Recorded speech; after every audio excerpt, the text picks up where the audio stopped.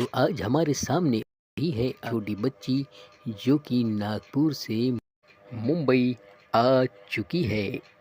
क्या बात है। Visionary, I would say. Incredible, wow. नमस्ते दोस्तों, मेरा नाम किमी है और मेरे न्यू वीडियो में आप सभी का बहुत बहुत स्वागत है। तो इस वीडियो में आप सभी को मैं एक ऐसी कहानी सुनाने वाली हूँ जिसे सुनकर आपके लाइफ में बहुत बदलाव होने वाला है। तो मेरी वीडियो को पूरा दिखिएगा और इस कहानी को बहुत ध्यान से सुनिएगा। क्या बात है, वाह। एक बार की बात है, एक गांव में एक आदमी रहता था और वो आदमी बहुत ज़्यादा आलसी था। वो आदमी कोई भी काम नहीं करता था, वो एकदम निठल्ला आवारा था। बस वो हमेशा एक ऐसी खोज में रहता कि उसे कहीं से भी फ्री का खाना मिल जाए। तो एक दिन जब वो आदमी खाने की तलाश में भटक रहा था, तभी उसे एक फलों का बगीचा दिखता है और वो उन फलों को चुराने की सोचता है। तभी वो उस बगीचे के अंदर घुस जाता है और एक पेड़ के ऊपर चढ़ जाता है। लेकिन उसी वक्त वहाँ पर उस बगीचे का मालिक आ जाता है और वो मालिक उस इंसान को पेड़ पे चढ़ते हुए देख लेता है। वो उस आदमी को चिल्लाते हुए नीचे आने को कहता है, लेकिन वो आलसी आदमी उस बगीचे के मालिक को देखकर बहुत डर जाता है और नीचे आने से मना कर देता है। तभी उस बगीचे का मालिक अंदर जाकर एक बड़ा सा डंडा लेकर आता है। यही देखकर वो आलसी आदमी पेड़ से तुरंत नीचे उतरता है और मालिक के उसके पास आने तब तक वो जंगल की ओर भाग जाता है और जंगल में जाकर छुप जाता है। कुछ देर बीतने के बाद वो आदमी वहां से निकलता है। जब वो जंगल के रास्ते से गांव जा रहा था तो उसे रास्ते में एक लोमड़ी दिखी और उस लोमड़ी के सिर्फ 2 ही पैर थे, क्योंकि उसके 2 पैर टूटे हुए थे। वो लोमड़ी धीमे धीमे उस जंगल में चल रही थी। वो आदमी सोचता है कि ये लोमड़ी इस जंगल में अभी तक जिंदा कैसे है।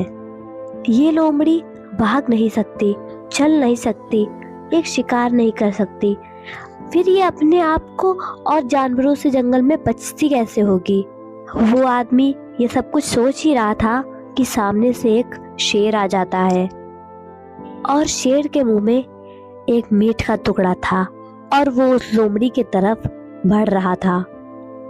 शेर को देखकर वहां से सारे जानवर भाग जाते हैं, सिर्फ वो एक अपाहिज लोमड़ी ही बच जाती है और वो आलसी आदमी भी अपनी जान बचाने के लिए पेड़ पर चढ़ जाता है। और फिर जो होता है उसे देखकर आलसी आदमी एकदम चौंक जाता है।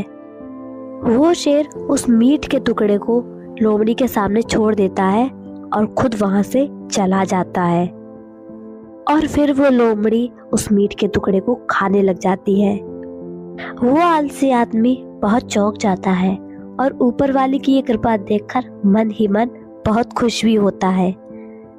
और फिर वो सोचता है ईश्वर के पास हर किसी के लिए कोई ना कोई प्लान जरूर होता है और ईश्वर के पास सबके लिए कुछ ना कुछ प्लान होता है। जैसे इस लोमड़ी के लिए था तो मेरे लिए भी कोई ना कोई प्लान जरूर होगा। और उसके बाद वो आलसी आदमी रोड के पास एक बड़ा सा पेड़ देखकर उसके नीचे बैठ जाता है, ये सोचकर कि कोई उसके लिए भी कुछ खाना लेकर आएगा। वो आदमी उसी जगह पर 2 दिन तक बैठकर किसी न किसी का इंतजार करता ही रहता है, लेकिन कोई भी उसके लिए खाना लेकर नहीं आता है। आखिर में जब उससे भूख बर्दाश्त नहीं होती है तो वो खुद ही खाने की तलाश में निकल जाता है। वो रास्ते से जा ही रहा था कि उसे रास्ते में एक बुजुर्ग आदमी मिलता है। वो उस बुजुर्ग आदमी से कहता है कि मुझे भूख लगी है, आपके पास कुछ खाने को हो तो मुझे दे दो। वो बुजुर्ग आदमी उसे कुछ खाने पीने को दे देता है। खाना खाने के बाद वो आलसी आदमी बुजुर्ग आदमी से कहता है, मैंने 2 दिन पहले जो जंगल में देखा आप उस पर विश्वास नहीं करेंगे। मैंने एक लोमड़ी को देखा और एक शेर उसे गोश्त लाकर दे रहा था खाने के लिए। तो मैंने सोचा कि ईश्वर का मेरे ऊपर भी कोई प्लान होगा, पर नहीं, ईश्वर ने उस लोमड़ी पर दया दिखाई पर मुझ पर नहीं। मेरे लिए कोई खाना नहीं लेकर आया। आखिर में मुझे ही खाने की तलाश में निकलना पड़ा।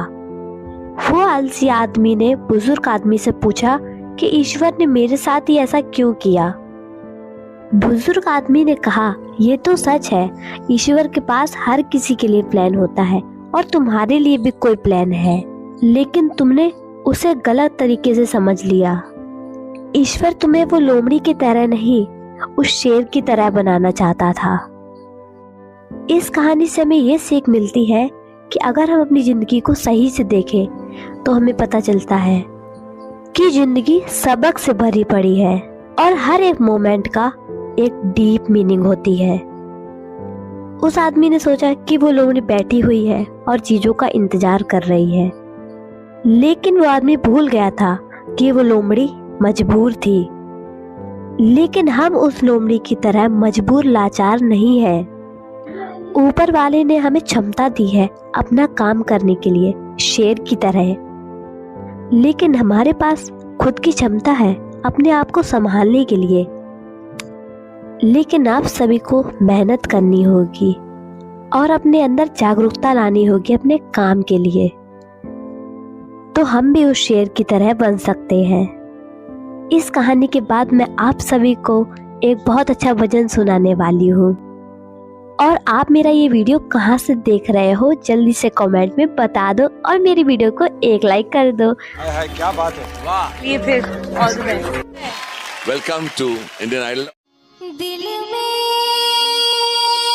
तुझे बिठा के कर लूंगी मैं बंद आँखें, पूजा करूंगी तेरी होके रहूंगी तेरी। दिल में तुझे बिठा के कर लूंगी मैं बंद आँखें, पूजा करूंगी तेरी होके रहूंगी तेरी।